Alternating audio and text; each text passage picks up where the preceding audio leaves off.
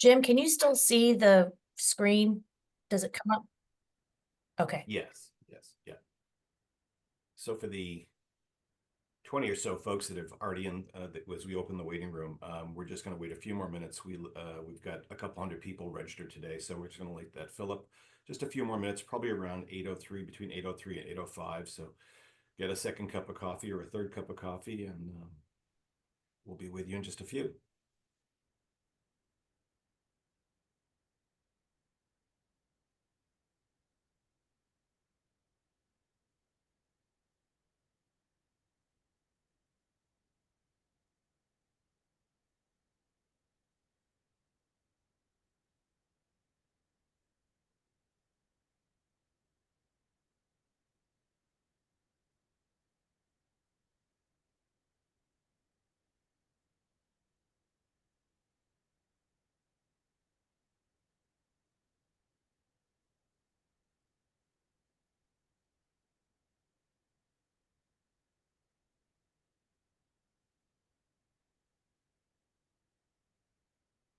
Sometimes, Catherine, you can see this too. People get, if they've not been a part of these programs before, they wonder why we're sitting here in silence. And so we can talk along here for a few minutes before we start the program. So for folks that are just joining us, we're just going to wait a few more minutes before we start the program as we let more folks in. We've got a couple people, 100 people registered for today for this important topic and this wonderful presenter.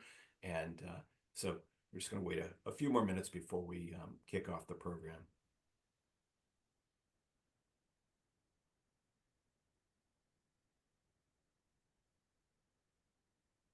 What is it that you're now? Is what caffeinated drink are you drinking there, or is it water or some sort of mixture? It's water. I don't usually drink caffeine, although those that know me from years ago, I was addicted to Mountain Dew, specifically Diet Mountain Dew. It wasn't very good for my health, so I got rid of that and I mainly do water. I have a sister-in-law that still drinks Diet Mountain Dew as her breakfast beverage. Um, Although I mean, my vice is black coffee. I think um, I've never had this confirmed, but I think my mother learned how to make coffee on a cattle range, um, somehow or somewhere in the high mountains of Wyoming or something, even though she'd never been there, because coffee that my mother used to make could probably tar a driveway. Oh, Yeah, so for a few years I was off of coffee, but my wife can make it much better. And although I'm not one of those Starbucks Frappuccino or whatever those mixtures are. Although I just heard this morning that Starbucks in one of their pumpkin drinks uh, for color additive was using ammonia. So I think you may want to look at some of the ingredients before. Maybe it's better off just staying with the black coffee. yeah, absolutely. My son is a pilot in the Marine Corps. He's an officer in the Marine Corps, and he drinks coffee black, but he is addicted to it. And he didn't get into it until he was a pilot, but because you have to be like on your game.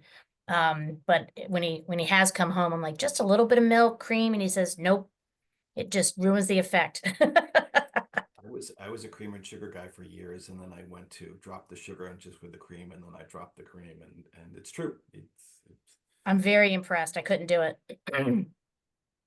I did have cappuccino when I was in Italy, though. So I did just get back from Italy. And while I was there, every day I did have a really good cappuccino.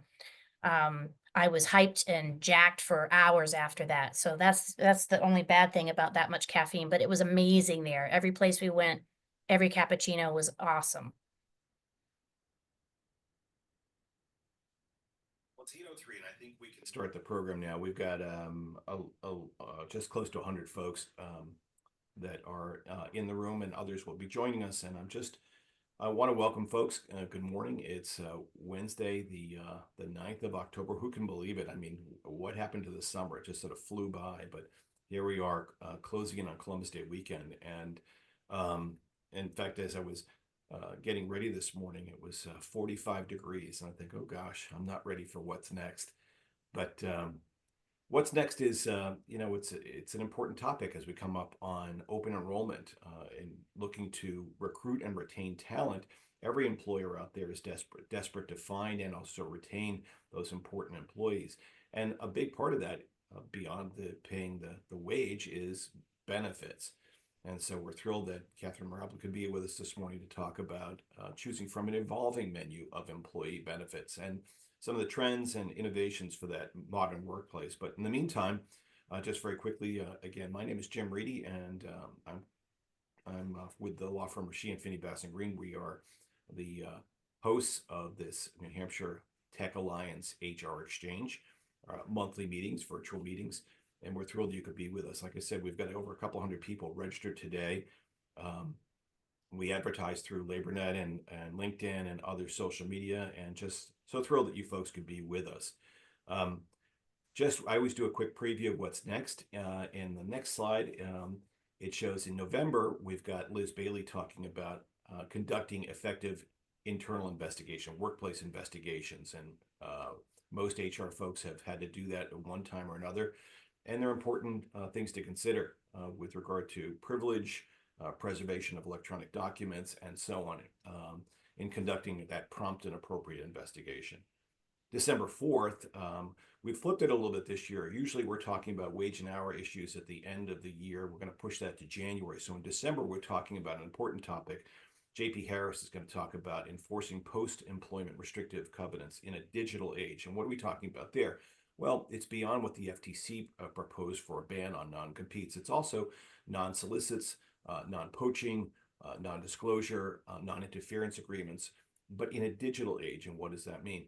That means when you've got that employee that's left, whether they've downloaded documents, whether they've copied documents, electronic documents, and so on, or also what their activities are in social media, dealing with those issues, because more and more we're seeing a lot of post-employment activity where people are, in fact, I had one just the other day, posting something online from their former employer, which was in violation of restrictive covenant.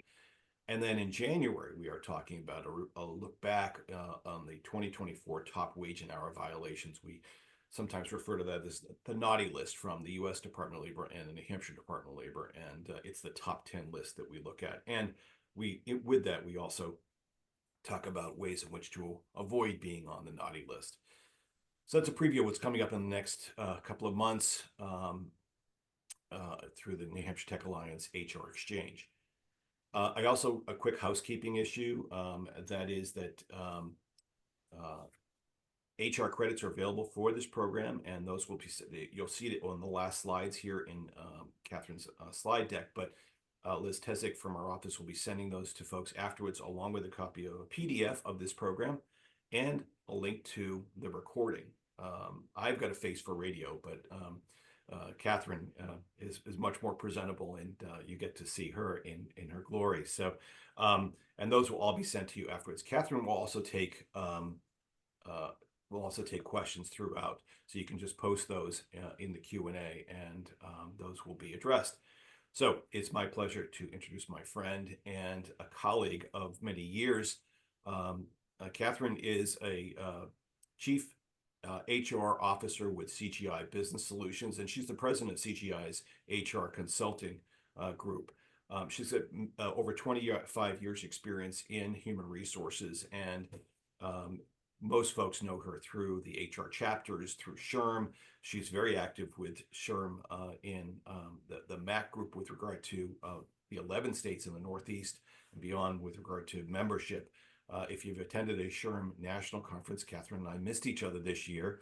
She was busy making her way around and, traveling in the circles I don't travel in. But all the celebrities, I'm not at that tier, but she speaks at and is very active on the national level with SHRM, but certainly folks know her locally for her expertise in this area. And I was thrilled that as a part of her busy calendar, Catherine took time to be with us today to talk about a very important topic, something she talks to clients about all the time, is updating their benefits menu and doing the very best to, again, recruit and retain talent. So without further ado, I'm going to turn the program over to Catherine. Thank you, Jim. I don't know if I can see the Q&A for some reason. That's the only thing I can't see. So if it comes up, I'm fine to be interrupted by either you or Liz. But thank you, Jim. It's great to be here. As Jim had mentioned, I do wear a couple of hats at CGI. And actually I've been in the field for over 25 years. It's actually over 30 years now, but I don't want to update that. It makes me feel older. So I'll keep it at 25. As part of my work and my career working at CGI, we are a benefits agency, but it's much more than just benefits that you offer through a broker. I come from this from an HR perspective as well. And I was honored enough to also run our third-party administrative unit, which handles FSAs, HRAs, HSAs. I know a lot of acronyms, but if you're HR individuals or benefits individuals, you understand these acronyms. And ICRAs, which are individual coverage, HRAs, which we'll talk about, and LSAs, lifestyle savings accounts. So all of those are, I think, important to kind of understand my unique perspective. I kind of have a pulse of what's happening. So that's why I believe, and I'm passionate about the benefit world. I always do a disclaimer. I think I found this and followed Jim's advice years ago, just saying, the information that I have, it is proprietary. You will get copies of the slides, but just don't take it and do the presentation again. I'm joking. You can do it. You can use it as much as you'd like. It's not considered tax or legal advice. I'm not an attorney like Jim. I leave all of that work for the professionals. This is my perspective, and it's pretty high level, and I understand that it is an important topic, and it's more important than I think people even realize. And if you can submit questions in the chat, I know I can't see it, but maybe I'll get to the chat at some point. And of course, I'm available after. Before I dive into the agenda, I'm sorry, as you mentioned, I don't drink coffee. I haven't had any cream, but sometimes in the morning it's tough to get me going. I think there are two things we need to be mindful of when we talk about benefits. First is most of us understand, especially if you're a business owner, that it is the number two expense that you have behind salary and wages. So that's important to think about. And if I'm just going down the list, number three is usually real estate cost. Number four is like technology. It goes to marketing and taxes and research, and it kind of goes down the line. What I find interesting is a lot of employers don't put much thought into their benefits, or they look at it once a year. And I think it's something you really need to think about more often. Number two, I think as we consider and move into this presentation is we now have 6 generations in the workforce, if you can believe that. From the silent generation all the way to Generation Alpha. Yes, Generation Alpha. So this unprecedented diversity in age brings unique expectations, needs, and values in what employees are looking for, right? And with such a broad range in age groups, and there are other criteria as well, employers are no longer able to kind of rely on this one size fits all approach. And we started with a one size fits all approach, and I think we're going to move to more personalized. So whether you're a leader in HR, you're a business owner, or you're just involved in benefits administration, I hope today's session you have, that thought in your mind that, it's a number two expense and we have 6 generations, and hopefully you have at least one nugget. Some of the things I'm going to talk about, I am preaching to the choir. So I apologize for those of you who are really well known and really know benefits. But for those of you that are kind of new or just want to have a refresher, hopefully you get to take something away with you. So the agenda, see if I can move this. Perfect. So we are going to talk about some key trends and kind of the evolution of benefits, because I believe knowing where we came from, it helps us where we're going. So just a little bit of background, and this is just and I'm not a historian by any stretch, but we also want to talk about, the role of technology that is shaping the modern offerings that we have. We do have some focus areas, including mental health support, flexible work arrangements. Again, nothing new, but just maybe a tidbit of something interesting for those of you. And then looking at some of the emerging trends, and of course, common challenges, legal considerations, and some strategies. So I want to start looking at home. You'll notice the picture that you'll see in front of you is the New Hampshire mill yards. If you remember the mill yard, well, of course you remember the mill yards. It's in Manchester. most of the people that are registered, I believe, are in the area. So I thought I would, kind of do, a home, because there's many of these types of stories out there. But the Manchester Mill Yards were very interesting, and what's fascinating about it, it was designed with employee retention in mind, believe it or not.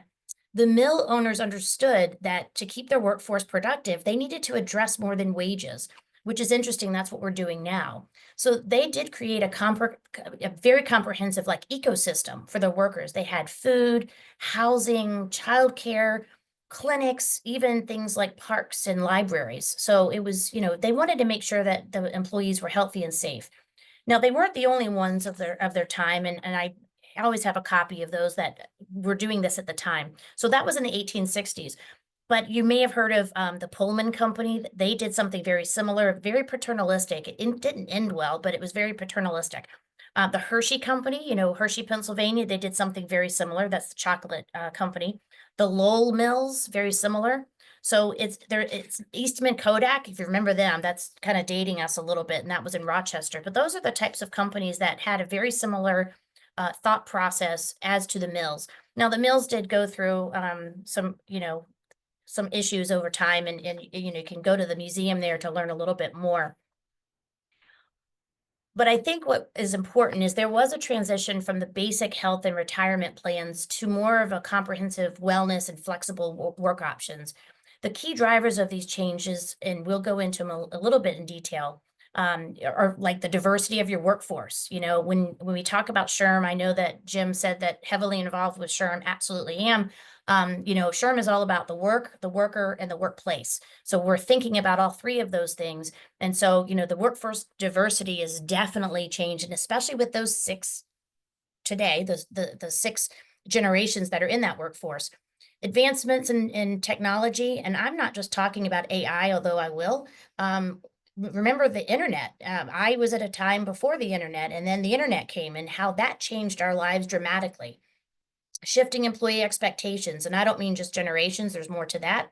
And then the growing need for more and better communication strategies, because as benefits get more complex, you have to think about how to deliver those communications about the benefit themselves. So now that we looked at a little bit of the history, I think it's important to kind of look at some of the key drivers of the change. And I talked about this a little bit, but the early era, which is in the 1940s and 50s, it was like the basic health insurance and pension plans. Mainly that was because of labor unions. We also had it post-World War II. There was a boon, baby boomers too, but there was a boon in that economic growth and workers in the workplace, even specifically women, which you'll see here. In the 1970s through the 90s, this is where the 401ks came into play. Dependent care spending accounts came into play. Voluntary benefits as far as dental and vision came into play. And then more cost sharing happened, because it used to be that it was 100% paid and employees didn't pay anything to the cost of the benefits, but the cost became so intense, as it still is, and employees had to contribute. When we talk about dependent care, the reason that came into play was because more women were in the workforce, which I thought makes sense that we needed that. And then the family benefits like maternity leave, again, more women in the workforce. The demographics definitely changed. So now that we talked about some of the evolution, let's look a little bit like fast forward to the 2000s. Flexibility, not workplace, wellness, the wellness programs. So gym memberships became a big thing. Working on smoking cessation, we finally realized, oh, the smoking does impact our health, which impacts our rates, right? Mental health support, EAPs came into play, came into fashion. Virtual therapy, that's more recent, but that is still something, and EAPs have been developed over time. Flexible work arrangements, they did exist. And obviously in the 2000s, as soon as we could, do remote and, laptops versus these heavy desktops, for those of us that remember those, you could work from home, but it became a necessity during COVID, as we all know, anyone that's on this call. It became a necessity to be able to work remote, and now it's kind of shifted to hybrid, which we'll kind of talk about a little bit later. The leave policies expanded a little bit more: paternity leave, adoption leave, extended family leave. So these were all great advances in the benefits. But I mentioned in the beginning that this is not a one size fits all anymore. people want different things. They want it personalized. It's all about me. What's in it for me? I call it WIFM, and things that are super important to them, or I want to be able to choose. I want to be able to, dictate what my healthcare looks like. I mentioned lifestyle spending accounts. Those came into play not that long ago. Our company does the administration for those, and we'll chat about that. But it is something that employers were using as a not just recruitment, although that is important, it's a retention benefit that employees get to somewhat choose how to spend that money. And then the benefit customization, depending on your life stage. I'm at a point in my life that my kids are grown, that they don't need benefits anymore. It's just the two of us, much easier to choose those types of benefits. My family needs have changed, and my wellness, goals are different than when I was in my 20s. So those are important things that I think about when I talk about benefits with companies. And then non-traditional benefits, that was something that's fairly new. Financial wellness. It's not just looking at, one thing, it's looking at all parts of your wellness program. So we talked a little bit about the key drivers, but there's more than just the 6 generations. We're looking at things like age, culture, gender, right? Those are things that are requiring us to tailor it. And especially as, our population changes. Technological changes, I talked a little bit about AI. AI is there. It's if you haven't embraced it, you need to. It's coming fast. There is a juncture between the human intelligence, and AI. Sherm talks about that quite a bit. But I think that's something that's going to really be a big player in the benefit space at some point. We talked about personalized benefits already, but economic and regulatory factors, these are key drivers. And I don't know how to just pop to the next bullet, but I want to just go back for a moment. The regulatory factors. I remember when healthcare reform was introduced and it passed into law, ACA, PACA, whatever you want to call it. But I remember when that came into play, and all of a sudden, we as HR professionals got into the world of having to worry about our health plan being minimum value, minimum essential coverage. Was it affordable? How do we do that? Do we have to report to the IRS if our plan is affordable, if we offered it to enough people? And if we didn't, we were penalized. So we're a little bit better at it now. I still get calls from employers that are kind of new. They're a larger employer, they're over 50, so they're subject to this. And I remember a lot of HR people retiring at that moment in time. If I could have, I would have, because it became a life-changing, life-altering situation for a lot of us HR professionals. But that's not the only regulation that impacts us. But it is something to think about. These are reasons why we change our benefits. It's not just to recruit and retain. It's because we kind of have to if we're a larger employer. And we may see more of these regulation changes. So we need to be up to speed on those. The last bullet is the need for better communication. Because benefits, and I mentioned this, is so complex, you really need to think about how you communicate it and the cadence and how often. So let's go to the core, the foundation of employee benefits. And again, I work for a benefits agency that sells a lot of these things. So I can tell you more than you would ever want to know. But I think it's important to look at like health insurance first. If you remember, HMOs were like the big thing. Those are the health maintenance organizations. Those are network-based plans, usually more affordable, but it's limited with your providers. PPOs are the preferred provider organization. It's a little bit more costly, but you pay a little bit more, but you have a little bit more choice. And then what happened is we moved into these high deductible health plans, HDHPs, that were coupled with either an HRA, a health reimbursement arrangement, or a health savings account, an HSA. So I just put HSA on here, but it could be paired with HRAs. And I don't mention it here, but beyond those traditional insurance models, many employers started to turn to, and still are, to self-funded plans, which comes with its own set of obligations because of HIPAA, the ACA. There's more that you have to do with those self-funded plans, but they're willing to take on more financial risk for doing a self-funded plan. But you have a better choice of plan designs. Even our own company, we are self-funded, and we can take our pharmacy benefit manager, our PBM, so our pharmacy and RX cost, and kind of customize it and make it lower cost for us. You can't do that in traditional HMOs or PPOs. It has to be in a self-funded type of a plan. You may have also heard about level funding plans, which that combines the aspects of both self-funding. It gives you a little bit of predictability about your fixed monthly cost, but it's very similar. And then the most recent one, and we're in one ourselves because we don't sell anything that we don't believe in. So we do everything that we talk about, but captives. If you're not currently considering that, I would suggest it. Talk to your broker. These models are becoming more common. It's a group of companies that pool their resources to create a shared risk model. And it helps manage the cost, and you can negotiate better power. You have more negotiating power, I should say, with your healthcare providers. So next, I'll just go ahead. Retirement plans. We talked about the pension plans really changing, but 401k plans have become, and most of us don't remember pension plans, unless you're older than I am. Pension plans are just more rare. 401ks are definitely more common. And there are such a wide array of things that you can do with your 401k plan designs. And we'll talk about that a little bit later. But 403Bs are something that, if you're in the nonprofit space, you're used to those.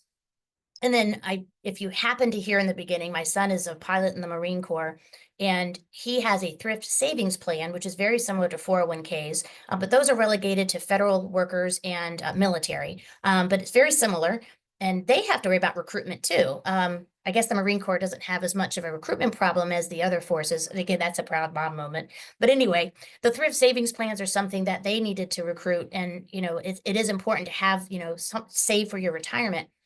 But another thing that people forget are other options, which are 457Bs and Fs. Those are deferred compensation. They're for state and local government employees.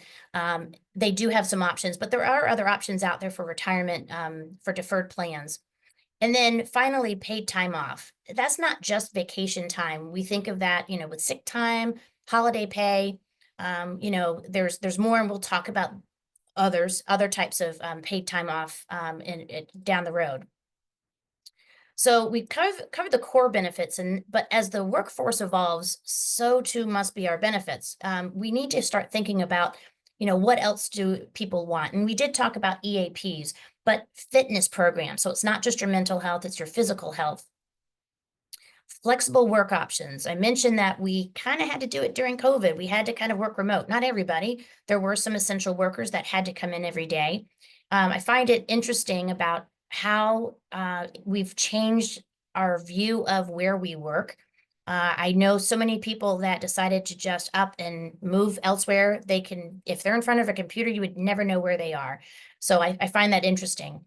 We'll talk a little bit more about some other options down the road, some emerging trends, but I think that's interesting about the flexible, the workplace.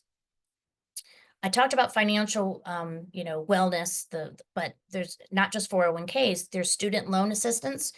If you think about that, I know, I won't get political at all, but, we talk about loan forgiveness, but a lot of employers are recognizing that it's important to help employees save for their retirement. So there is this Secure 2.0 Act. If you're not aware of that, it's in the 401k space. I am not an expert in that, but my understanding is it allows employers to contribute to their 401k based on the student loan repayment. So employees are paying off their student loans as well as getting the contributions from their employers to their 401k. So I thought that was pretty interesting. And then of course there's, emergency saving funds that a lot of employers I see put into place for, tragedies or things that happen in employees' lives. Pet insurance, nothing new, but it is something that, it's very cheap to add to your portfolio for your benefits. Legal services, again, cheap to add to your portfolio. And more often, I notice even in my own company, people have come to me and said, we really do appreciate that legal services. It's amazing how many things are covered. And not to take away from any attorney, but sometimes it's something as simple as your will and your estate, your power of attorney, those little things that they can help you with. Identity theft came into play because of the nice technology that we have with all the hackers. But it is something that some employers will even offer, not just voluntary, but also, that some, employees can pay for, but I've seen where employers have, paid for that too. Liz, are you wanting to say anything? I see that you're not muted. Are you okay? Yeah, no, I appreciate your catching that. We do have two quick questions for you about the captive plan, if you wanted to take those now, or do you want to wait? No, no, no, sure, we can talk about. Okay. We had one of our attendees just ask if you could kind of review that option again. And then we have a second one that asked, what size company is ideal to get into the captive plan? So I'm gonna leave that to our professionals as far as the size, because I am not a licensed benefits broker. I'm not a producer, as they call them. So I can't speak to that specifically, what's the best size. As far as the captive, obviously, any good broker, you can always talk to us, but any good broker will understand and have what a captive is. But it really is, if you think about similarly situated companies, you don't have to be in the same business space, but just companies that are, let's say, how should I put it? Usually you have good claims. I'll say that, meaning you don't have a lot of utilization. They usually say it. And again, I'm speaking a little bit out of school, but it is for companies that are kind of reasonably sound financially. You have to have money in the bank. There are reinsurer plans. If you get to a deductible, you do have reinsurance, but it is for a company that is reasonably sound financially, because the captive is a group of companies that are similar, and not similar business, but similar in the sense that they're not necessarily the same size, but they have the same financial wellness about them. They can offer, they kind of put themselves in a big pool, and that mitigates the risk a little bit. So now you're looking at that pool as a risk versus you as just a company. So a company goes out and they try to get benefits, or they try to self-fund. It is looking at you and your population only. If you go into a captive, it's looking at all of those companies and all of those employees in there. So sometimes they're very critical. They kind of interview you as a company to see if you would fit that, because we don't want an unhealthy company to come into our pool, because our pool then becomes poisoned, lack of a better word. I'm sure there's a better word for it. So that's really what the concept of the captive. More than happy to talk about the captive and get, if they want more information, I can absolutely get them to the right person here at my company. They're well better served to speak to that than I am, but good question. All right, I think that's it for right now. Thank you. Awesome, awesome. All right. So why it matters for the mental and well-being. We saw a big rise in that during COVID, but before that even. And there's a lot of talk about why this is important, meaning why we're having these challenges.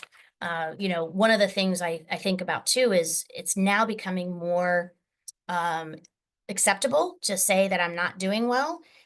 People like Simone Biles, if you remember, the gymnast, Michael Phelps, he actually spoke at one of the national, and that was several years ago. I think it was pre-COVID, but it's becoming, increasingly more important, and especially people that are working remote, if they feel isolated. So, the focus is becoming a little bit more about, we understand your mental well-being impacts your productivity, impacts your engagement, impacts the overall success of the company. And let me see if I can get there. So there are some burnout prevention initiatives too. So one of the things that we find too, people working remotely or even hybrid, but mostly remote, there's a blur between work and home. And sometimes you work later and longer than you ever would have thought. So, making sure that you understand the root causes of what that is, how to support your staff with that, how to handle the work-life balance. Virtual therapy sessions are becoming more common. There's even an app for that. You can do it online. So I think that's really interesting. And some of the key programs too, and I'll talk about some companies that do that, because I always find that interesting of, what companies are doing, because for me, it's not about just, oh, this is what companies are kind of doing. I want to hear who. I want to see what. So I think it's important to see, types of companies. So I will, chat. I always have to look to see who it is and remind myself. There's always legal considerations when you talk about any kind of health and mental health and any well-being programs, if it has to do with your, your private health information. So I always I'm mindful, don't put a mental health program or well-being program without the advice of a benefits consultant as well as an attorney if you feel like it's getting a little too intrusive. And there are some creative things out there, which I will go into in a moment. I said the who. So Hilton is one of the many that decided to put some mental health initiatives, and I thought theirs was interesting. So they revamped their employee assistance program to reduce their waiting times, so that you can see a mental health professional within days rather than weeks. It's hard to find mental health professionals. That's why doing it more remote is becoming more common. They also reduced their copays for the mental health visits specifically. I don't know if they're self-funded. My assumption is they probably are. But those are things you can negotiate with carriers. Again, I'm not a licensed producer, but talk to your broker about that. But looking at, the education, the stress management, how to, the resilience piece of it. So some of the other employers that are doing this that are large, and I get this, but it can go downstream to companies of our sizes, meaning even if you're less than 100, a little bit over 100, I still think there is a space for this. So Google, they do mental health days in addition to the regular time off. So that's part of their wellness initiatives. They have on-site counseling. Again, they have more funds than us. They have well-being resources. They call it the Google Wellness Program. So they offer meditation, mindfulness, emotional well-being workshops. Salesforce, again, big company, but they give $100 monthly wellness reimbursement. And I mentioned the lifestyle savings account that can be put into that. And I'll say how that works in a moment. But mental health training, they have burnout prevention training for their managers to help them recognize, not just HR to recognize, managers need to recognize, because they're where the boots on the ground, they're the line managers and that see it day to day. And they even have, Salesforce has a 24/7 confidential EAP, which I find interesting. Starbucks, which all of us kind of know about this, and we were talking about Starbucks. Jim's not a Starbucks kind of person with all the lattes and all the fancy names that they have.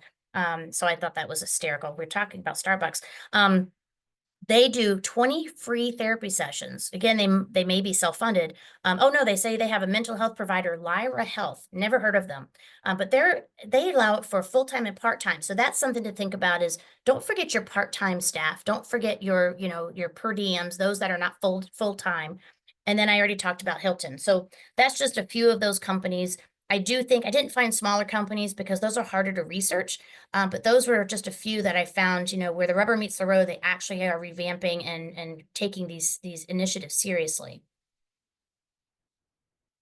So flexible work arrangements, find this quite interesting as well. Let me click on that. So we said that the hybrid work is the new normal, and that is absolutely true. There are some pros and cons to them, as we can, and I'll just throw these all on here. There we go.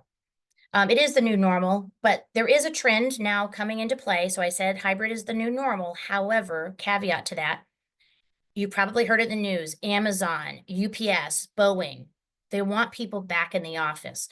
We'll see how that plays out. People, it's hard to take something back when you've given it to people. So we'll see how, again, how that plays out for those industries, but they're large companies. I find that having a hybrid work model is better for, like I said, the work-life balance, and people are expecting it, so it's hard to take it back. But there are some challenges of having hybrid or remote teams. Things like communication is lacking. I know that was something that we were challenged with here at CGI was, the communication that happens when you're together and you're able to really talk and kind of communicate, and it's just well-oiled machine. But the pro is it's reduces burnout. Sometimes it's nice not having to commute a half an hour or an hour each way. And I said sometimes you're getting more productivity out of them. And I talked about navigating legal considerations. Again, not my wheelhouse, not an attorney, but we just have to be mindful of making sure that we're not just disparate in our treatment and individuals, because we're letting some people work remote and not others. And I think that's why Boeing and Amazon and who was the other one, UPS, said, no, you need to come back, because they felt like it was probably discriminatory because it's only those in the office that get to work remote. So, I don't know the concept of why they did it, but it should be interesting how that works down the road. So we talked about customizing your benefits, and I'll go into a little bit different, but providing a suite of options. People like options.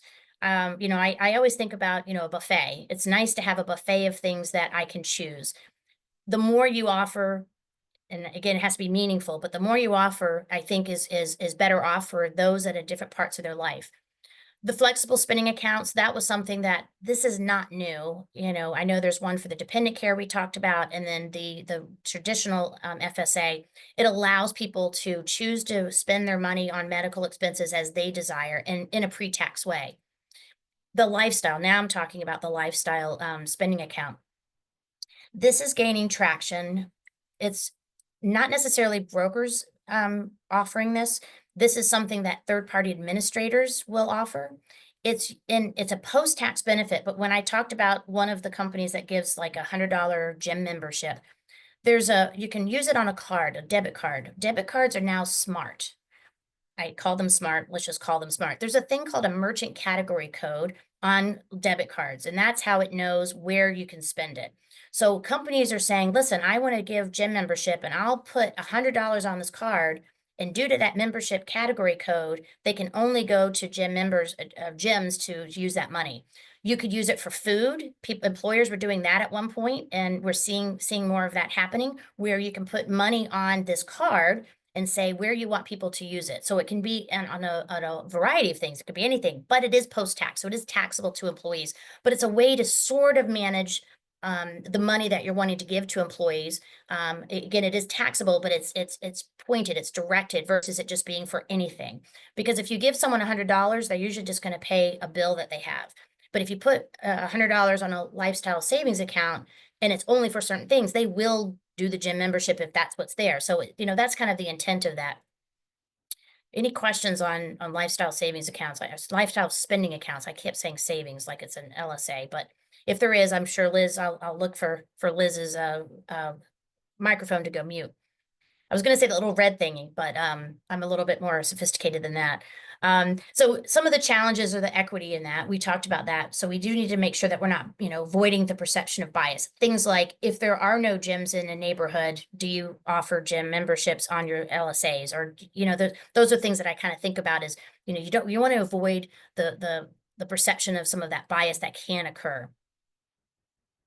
So these are, and there are some companies that have these. So a lot of them are, I talked about personalized to, you know, personalized benefits to not just attract, but to retain the talent.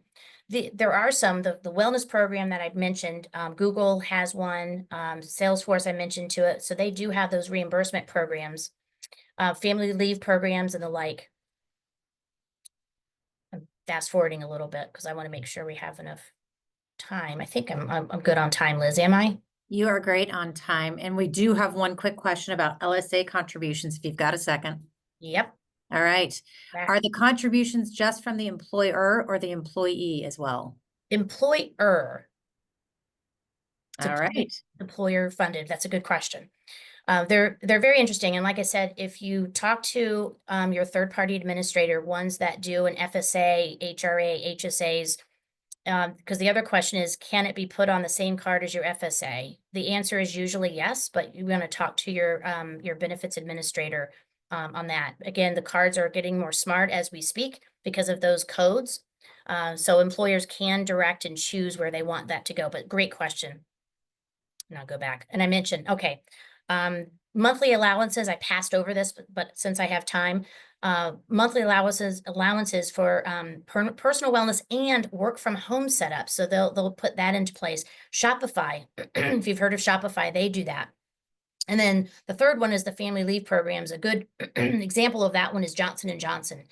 So they are another company. Again, larger companies, I get it. But I think it's good to just to know that there are companies out there actually doing this. I'm not just making this up. Excuse me. All right. So we've seen how employee benefits are becoming more customized. We're addressing, you know, wellness and financial health and flexibility. But one key area is how they support the modern family.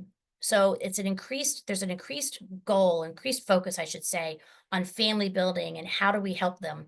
And this is the evolution that we're looking at. So how do we help them? There are some examples of like parental leave. There's even fertility support, adoption, even, reliable childcare resources. Some companies have even brought childcare into their facilities because it's so hard to find good childcare. Increasingly, there's less and less of those childcare workers. We just don't pay them enough, unfortunately. And then, of course, we have to navigate the legal considerations. I always have to put that in there, but again, not the attorney here. Now, I wanted to transition a little bit because we talked about supporting the modern family and various benefits about family building, but one of the critical areas, and we kind of take this, I consider this part of our benefits, is looking at upskilling and reskilling. And I know Sherm talks about that quite a bit because I said the workers in the workplace, the focus on the workers are super important, but it is a benefit to many of these for many employees. You want to keep them engaged. So you can't just hire someone and set them and forget it. You need to have some sort of a plan for them of what they're doing. So how do we keep them trained? How do we keep them, engaged? You want to give them opportunities for maybe professional certifications, and there are programs out there for that, but mentorships, help them feel important too. Let them be the mentor as well as the mentee. My son works for KPMG and he's a 1-year associate. He's in the tech assurance, which is in the audit space, one of the accounting firms, and they very quickly make those first year employees, they're not managers, but they make them mentors. That keeps him engaged because he's more than willing to share what he's learned, the good, bad, and the ugly of working for a company. It really does, it gives him importance. And I think that's so important, for us to think about as HR leaders, as well as just owners of companies, of how can we keep them engaged, and offering those types of opportunities are important. So I talked about coaching and internal promotions. I can't stress internal promotions enough. I think it's sometimes challenging to watch everyone getting hired from the outside. So I think, again, not a benefit related, but in my opinion, it is something that helps with the, retention and definitely retention, but recruitment as well. But we want to give that clear long-term path. So back to basics, what's interesting is, after we talked about the basic, the foundational benefits, we talked about personalized benefits. What's new and upcoming again is 100% coverage, believe it or not. And there are companies that do that, and I'll give you names of those. But see if I can show it. It is a differentiator. I can't even say it, but it's what differentiates you from another company. And even if you're in a different type of company, there's some transferable skills. So an HR person can go from one company to another, and they still have the same transferable skills. So what makes me want to be an HR person for one company versus another? Well, benefits are part of that, right? And if you had 100% coverage, wow. And how can you do that? Obviously, you have to think about the cost involved, but it is a major selling point, and there are some companies that are doing that. I'm just going to read it. Bill and Melinda Gates, they're no longer married, of course, but they do have their foundation. They provide 100% coverage for medical, dental, and vision for their employees, spouses, and dependents. That's crazy, right? That's amazing. Boston Consulting Group offers 100% paid health insurance premiums for employees and their spouses. Part-time employees are also eligible for this coverage. Don't forget your part-time workers. GoDaddy does 100% for their employees, 50% for the spouses and domestic partners even, and the like. And then Zappos, who doesn't like Zappos? Who doesn't like good pair of shoes? They offer 100% health insurance for their employees, and then 71% for their spouses and the like. This came about, I saw a little bit more with healthcare reform. They wanted to make the plan, or one of their plans, affordable if you're a company that's subject to, the employer mandate. And what I'd find is that they would try to make it like 100% free or like super inexpensive, but just for the employee. But what is the differentiator is if you can do it for the spouses and dependents. We talked about higher quality of that. And then the challenges, it is a cost thing, but we're going to talk about this later. But if you have benefits on your suite of services and they're not being used, not being utilized, that may help you pay for this if you get rid of the other one. And then I did talk about the ACA. I think that's, we always have to be mindful of, plans being affordable, what you're doing. But again, I always put the legal piece in there. Liz, did you have a question? Yeah, when you're ready, when it's a good time for you to stop. I can do it now. Okay, and thanks for watching that. Going back to the LSA, we have 2 questions on that. What happens to the funds on an LSA if they're not used? Goes back to the employer. All right. And are employees on high deductible health plans with HSA eligible for the LSA? Yes, two different things. Because the LSA is really meant for other things, not really meant for medical plans. Because remember, HSAs and high deductible health plans, it's predicated on the fact that you cannot have coverage before that deductible is met. The high deductible health plan itself, the deductible, I think it's like 31.25, I forget what it is. So you can't have a medical expense unless it's preventive. You can go to the doctor preventively, and that's free, and you don't have to meet your deductible. So the lifestyle spending account, I should say, it's not a savings account. That's why someone probably picked up on that. It's a spending account. If it isn't spent, then it goes back to the employer, and you're only taxed on what you spend, and there's a whole mechanism behind that. But no, it's separate, and it's not meant for any type of medical expenses. So it does not connect or impact the health savings account whatsoever. It's for things like a gym membership. It's for things like food. It could be for gas. Like there's lots of areas. It can be open-ended, but it's not intended to be for any kind of medical expense. So great question. All right. Now, I talked about, as we look at the future, we talked about customizing it. It's not just about offering a broad array of options, but we want to make sure that it's beyond a one size fits all. So in my opinion, getting employee feedback is crucial, right? Who wants a tie? Who wants underwear? Who wants socks for Christmas? If you asked your kids, they would never want that, right? I say kids because what kid wants a tie? But in general, who wants those types of things? But you have to ask them, what do they want? What do they want? Same thing with employee benefits. So I think that's important because you want to see the data is key. I always say facts and data. The data doesn't lie. The facts will say that if people aren't using this benefit, is it worth keeping it? Probably not, but ask them. And that's a good way to kind of guide if you can afford that 100% comprehensive coverage. Personalizing, we talked about that, what options suit their needs during their life stages. That requires some research, look at the generations that's in your population, looking at, and some of that comes from surveys, right? Comes back to that survey, but looking at that population, finding out what other companies are doing, talk to your benefits broker because they know what other companies are doing because many times they're creating a benefits booklet for clients. And so they not only see what they're selling to their clients, they see what the clients are doing as a whole. So I think it's good to, kind of personalize it, but ask your broker what they're doing. For technology, you want to be able to streamline it. There are some things out there. I know that we use several platforms, but there's many out there. I know ADP has a platform. I think it's Workforce. I forget the other one, but we use things like bSwift, which has a piece that's called Ask Emma, which I can talk about later. We use Employee Navigator. We have our iSolved because we're a payroll service provider too, and it has its own benefits piece into it. But you want to leverage those technologies because they play a big part in how people can understand what their benefits are. And I say always look at your benefit packages to make sure they're relevant. I said ask your employees, but if they're not relevant, get rid of it. I'm trying to think of one that's not relevant, but one of the benefits that we even offer are things like notary, dry cleaning pickup. All of those things are, little things that are kind of benefit packages. Be creative. But the regular review of it and asking people will say, what else do you want for benefits? And we've done that for clients in HR consulting world.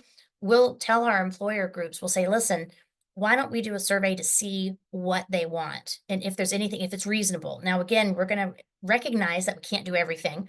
But if it is something that we're liking or not liking or something new that we haven't thought of, because we don't need to be the most creative person in the room. We just need to ask those that are creative. And I say leverage the talent that you have because there are some creative people out there. At least I work with many of them. So we talked about customizing, the benefits, and they can dramatically impact it. But I just wanted to look quickly, and this was a survey, and I just wanted to talk about kind of where it fits into the scheme of things. So comprehensive health insurance, you look at the employee satisfaction; that's how happy are they? How much are you retaining them? And then what is your recruitment success? So these you can use when you're looking at what's important to your company and you'll see flexible work arrangements are very important. And then wellness programs. And again, wellness programs isn't just the, you know, the steps that you do or the just a wellness little plan. It's financial wellness, it's everything. So these are just the, you know, from a recruitment perspective, what's really important, and then from a retention perspective. Okay, what are the future trends? Mental health, we talked about that. Teletherapy options, stress management programs, there are Calm apps. All of those are super important. And that is a future trend. It will continue to be a trend. I think because mental health has really become more in focus more and more, not just in the United States, but, you know, worldwide. So I just think that's, you know, something that we will always need to keep our mind on. And it may not be something important to your company right now, but something will happen and you will have employees that are really going through tough times, just like COVID. That was really tough for a lot of us. You'll see the green commute incentives and carbon offsetting programs. Those are new that's coming down the path. So especially as environmental concerns grow. And again, this is not political at all. This is just what's on the landscape. The gig economy adaptation. People want to have their own jobs and do their own things, and gig workers, those are like I'm just going to say it, like Uber drivers, Lyft drivers, but there's more gig workers out there. It could even be a band member or the like. But let's just talk about companies where you have someone that works for you just temporarily or part-time, or like I said, they're a gig worker. I talked earlier about ICHRAs, which are individual coverage health reimbursement arrangements, acronym, but ICHRA is how you say it. Some people say okra, and I'm like, no, it's ICHRA. Okra is a vegetable that I love because I'm from the South, if you read anything. But the gig economy workers, really, this is a place that you want to consider having an ICHRA. If you haven't heard about an ICHRA, many times it's because brokers don't necessarily want you to go to an ICHRA because it's not a typical traditional benefits you know, program through an insurance company or self-funded. ICHRAs are self-funded, but ICHRAs are individual plans where employees go and find their own benefits. They find their own health plan. Employer reimburses them for that plan.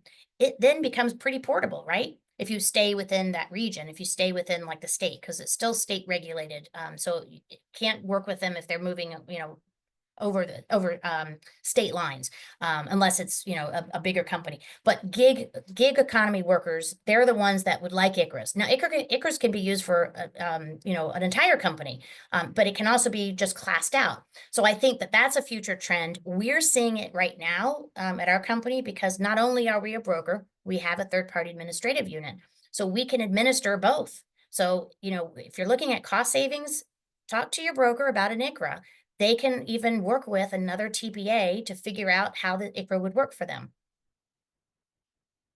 I'm expecting a question about that. So that's why I'm looking to see if Liz has one. You're good to look. I'm not sure it was about the last topic, but we do have two questions for you. One is, what is the difference between having a hybrid policy and a flexible work arrangement? Okay. So a hybrid policy is more of, I'm going to work one day at home, the other 4 days, I'm going to work in the office. A flexible work arrangement could be, and we're going to talk about that.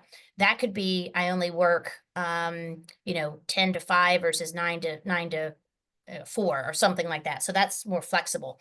There will be more definitions of flexible. So my definition of flexible is based on maybe start time, end time, could be, I don't work 5 days a week. And that's what I was going to talk about because that's coming down the pike. That's my definition. But hybrid, so it's remote, fully remote. Hybrid means that you do both. And flexible is more of like, and I think of flexible too is like the interactive process with ADA, right? It could be a flexibility piece based on, you know, disability, but it could be flexibility just based on the needs of the company or what an employee need, like an employee, what the employer needs from an employee. Hopefully that answers it. All right, and the next one, this looks like it's actually a question for the whole group. So, you know, if everybody wants to chime in on the Q&A to help out in this area, that'd be great. Shay Avery is asking, does anyone have an EAP that they love and their employees use? So if you do, go ahead and speak up and put it in the chat, in the Q&A section. I know that we use KGA. I think that's the name of them now. And that's a separate EAP. Some life, and please, like you said, put it down in the chat and share, because everyone's going to have some great input to that. What I find is some life and disability carriers will add an EAP as a rider, an attachment to that policy, but typically it's not as I don't want to say it's not as good, because that's not fair, but it's not as robust. That's the word I want to use. It doesn't have as many options. But there may be others out there. So I'm glad that you put that out to the entire group. So it's funny that you talked about the flexibility and the like. So they're experimenting with this 4-day work week. And I happen to know a company pretty close to it here in New Hampshire that is doing it. I won't name them because I don't want to call them out, but I thought that was a great idea. And I think that she may have gotten it because, and the she is a she, she's the VP of HR for this organization. And she did this to try to attract and retain certain workers. They were having difficult time doing this. But I kind of want to say that the trend of a 4-day work week is gaining traction. It's already being used in Australia and Europe and Japan, and US is slowly catching up. So the shift to this is to combat burnout, right? Improve the work-life balance and address your retention issues. Nearly 1/3 of CEOs are exploring this alternative work schedule, and this is due to, proud moment, KPMG, my son works there. He didn't do the poll, but it's a 2024 KPMG poll that 1/3 of CEOs are looking and exploring into this. And the argument is that the current 40-hour work week is outdated. True? It's rooted in physical labor, which is where the 40-hour came from, rather than today's cognitive workforce. And our brain as a muscle just can't withstand the same level of hours as our body muscles can.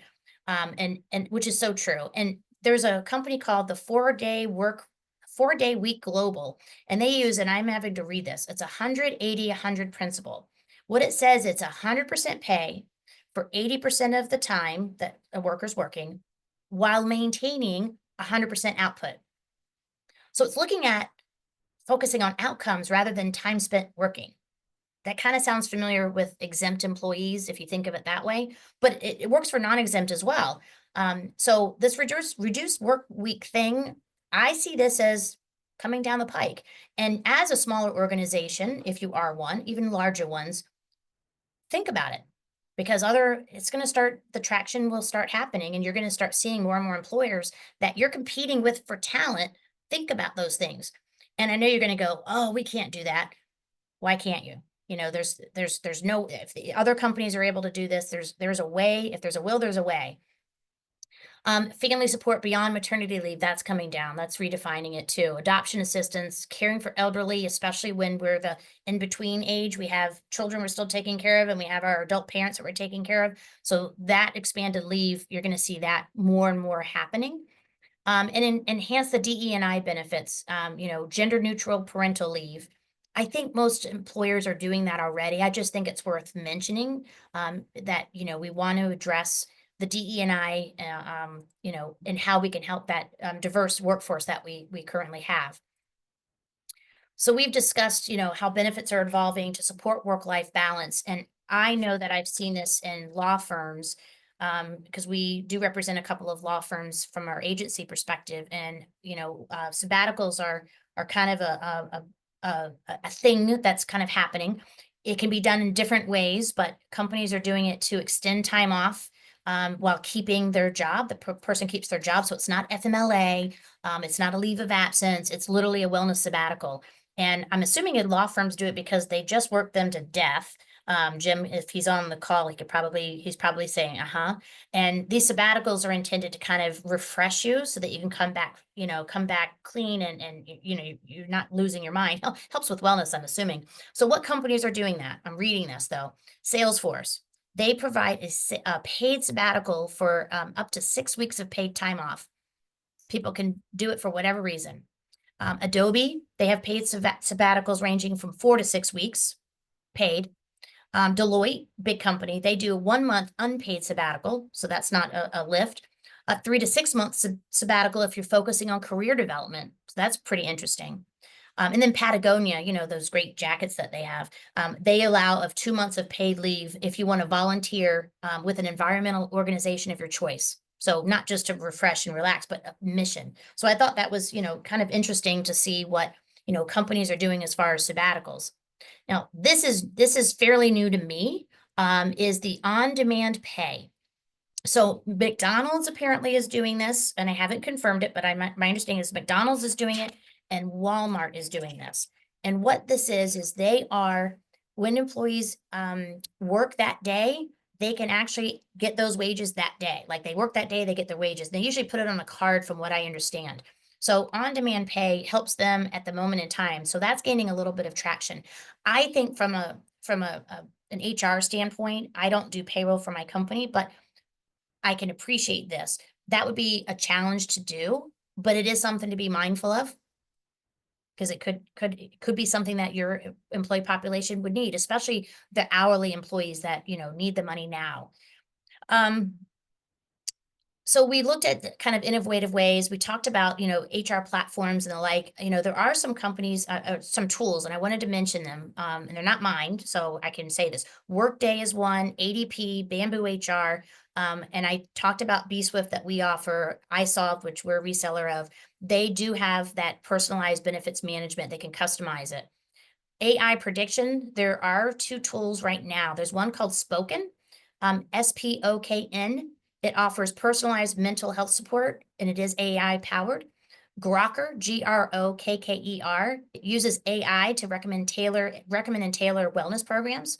So those are kind of interesting ones. And I see more in the future of AI kind of predicting what your employees may need.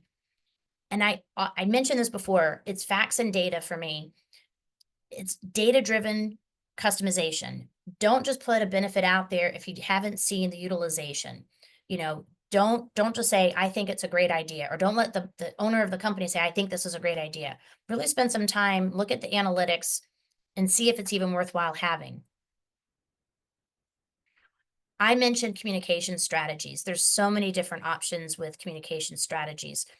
You know, the emails, the internet, mobile apps, in-person meetings, meet people where they are. So if you have all these generations, you can't just say, here's an email, here's an app.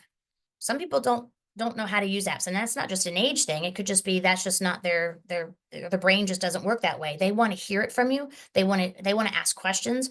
There is such a thing as a chatbot. I see that happening more and more too. HR professionals are putting in these AI chatbots that answer the typical traditional questions instead of them having to answer it all the time. So you may want to look into that if you're an HR professional. Year-round engagement. I said in the beginning, it is our number 2 expense, but we spend so little time on it. And if we spend some time on it, it's usually right about now when we're worried about January 1st. It really should be something that you're looking at constantly, just like your employee handbook. Your employee handbook shouldn't be a one and done. It should be always, let's relook at it. Does it make sense of the policies that we have now? Same thing holds true for your benefits, even more so. I also think that's important to have, you know, a cadence and doing it more than just the once a year. A reminder of like, hey, did you know that we have notary services? Hey, did you know that we have, you know, this vision plan that does and offers XYZ? You know, there is a way to have those types of communications throughout the year already scheduled. You don't have to think about them. You just put them in place and just push them out. You can push them out through your payroll system that has those notifications. You can push it out in posters. And we mentioned that too, but messaging, but you know, posters and what else am I missing? I'm sure I'm missing something, but you know, ways in which that people are going to see things on your intranet. Do a little bit more than just an email once a year. And it's easier said than done, but I did want to mention that. The videos, many brokers have access to brokerage toolkits, we'll call them. And they will have videos and infographics. They have all of those things available. Just ask them. Say, hey, do you have something that's a video that I can send to my employees about XYZ? It won't be personalized, but it'll be just general. What is a high deductible health plan? You can, you know, there's videos about that. In interactive tools, Ask Emma is something that's embedded in some of the ones I've seen. I did help my son, the one, not the Marine, the one that is the, it works for KPMG. His company used something that was similar to KPMG. I mean, similar to Ask Emma. it was very interesting. It asked you, you know, your age, or kind of knew that, but asked you your age, asked you your lifestyle, asked if you had any medical issues, and it kind of tailored the benefits to what they suggested, what your needs were. So that is out there already. That's not AI. That's just a, you know, system generation. It's a nice decision tool. That's what I would call it. And I like to make sure that, you know, when we communicate, that people understand it and fully utilize, so they can fully utilize it, because it has no value unless people understand it and actually use it. And then the comprehensive communication strategy is thinking ahead, thinking throughout the year. What am I going to do quarterly, monthly? You want to kind of keep it top of mind. It sometimes prevents people, you know, failing to realize it, sometimes costly mistakes because they didn't know they had that benefit available to them. Let me see if I can do this.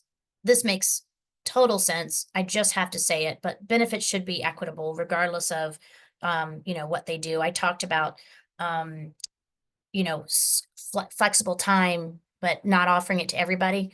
Sometimes that can make it appear as if it's biased. So we just have to be kind of think through some of those issues. Transparency is critical in all of these. And I mean, transparency of the reasons why we're doing it, reasons why we're taking things away. I just think that's that communication piece. Obviously, I'm a communication major, so I like to over communicate usually. And then just some compliance and best practices. I don't mention ERISA here, but that's part of it too. But ACA, FMLA, ADA requirements, think about HIPAA. I didn't mention that. So when you're talking about any of these programs, you have to think about what federal and state laws that may be impacted. Another thing is the communication. I talked about that. Multiple lines of communication. Use decision-making tools to make your life easier, please.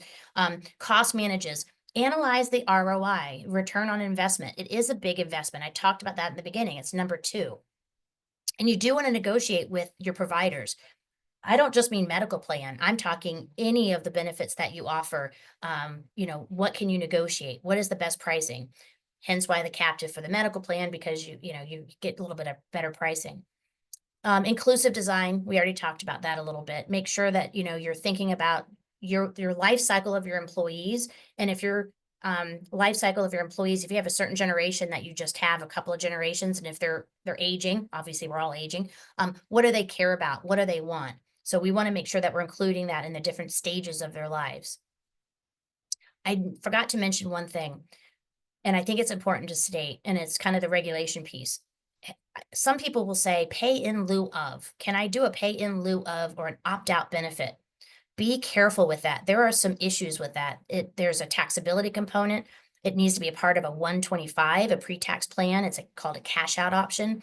It needs to comply with the ACA. It has to be conditional versus unconditional. It means conditioned on someone having coverage elsewhere. And then, you know, there's probably others that I can't think about, but those are ones that people will say, well, can't I just opt out of all of this and just pay people money and that's the end of that? Be careful. Work with legal counsel and tax guidance. And I see Liz may have a question. Yes, you're ready to recap here. So we had one question, it was a little bit ago, that was workers' comp related. And they're asking is if someone got hurt working from home, would it still be covered under the health plan? So you mean under workers' comp? Because if you're Yeah, I right, think under that's what workers' they comp. were referring to. Yeah, that's a really good question. You do need to determine, and yes, it depends on if it's during the time that they're actually working for you. And there have been some cases, and I'm sure Jim could talk more about them, but I have heard of cases where someone has tripped and that fallen. They were, what were they doing? I think they were an interior decorator, and they had like rolls of things, and it was in their garage, and they tripped and fell. And guess what? It was workers' comp, even though it was in their own home. It was their own issue, but it was covered under workers' comp. So that is something to work with your workers' comp carrier. That's the other part of working remote. That is something you have to, you know, consider is that liability.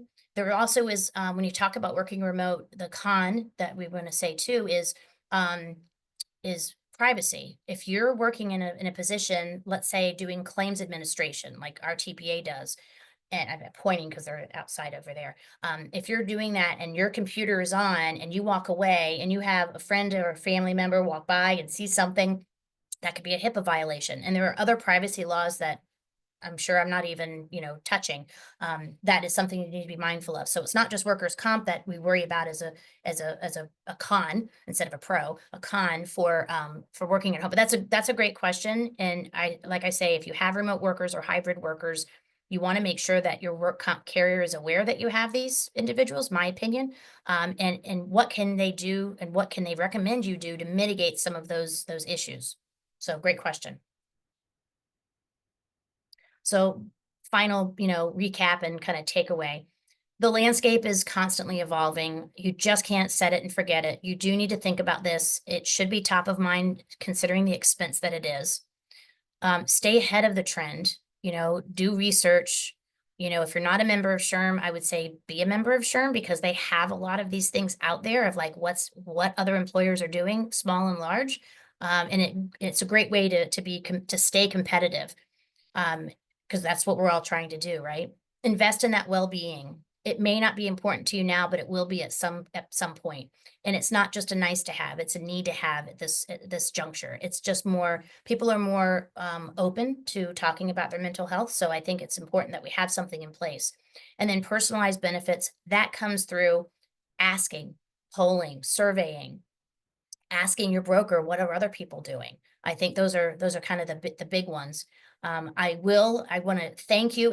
I will say it's very challenging to do a presentation without seeing people because I don't see whether or not you're nodding off. I don't see if you're saying yes. I don't see, any of the body language and the like. So I want to thank you for giving me the grace of not knowing what you're thinking. Thank you for asking those questions.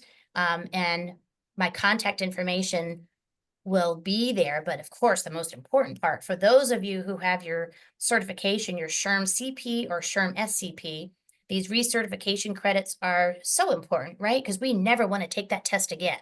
So thank you all. And Liz, are there any remaining questions? First of all, thank you. We appreciate your presentation today. There's lots of good thank yous coming into the Q&A right now. So everybody's agreeing with you, and these are the head nods that you missed, right? We did have one question. It said, not sure if you have any insight. What would be the trends with weight loss medications? Are more insurance plans including them? And if so, are they more expensive? I can't answer the expensive part, but is that a trend? Absolutely. I'm seeing more and more companies saying yes and adding it to their plan, especially like the self-funded plans. Self-funded again could be the ones in the captive, could be the level funded, pure self-funded on your own type of thing. I see more of those happening because you have more flexibility, as I said in the beginning, with your pharmacy benefit manager, and you can say, I want to incorporate it. But from what I am seeing, yes, but you can talk to your broker and see what the trend is because they have the pulse of what's going on with pharmacy because it is a pharmacy piece. They have more of an insight of what others are doing, but I am seeing it. I'm seeing more and more companies doing it. So really good question. It looks like that's it. Awesome. Yeah. Awesome. Well, again, I appreciate, all the grace, the great questions. It kind of keeps you on your toes and just the time spending with you. I love Jim. I'll do anything for Jim. He knows that. Normally I attend his annual conference. I go to and get a piece of candy or hand out the candy even. So I look forward to that, Jim. And Liz, you've been a sweetheart. So I appreciate all the audience and hopefully you've learned even just one little nugget. Thanks so much and have a great day. Awesome. Thank you. All right. Take care.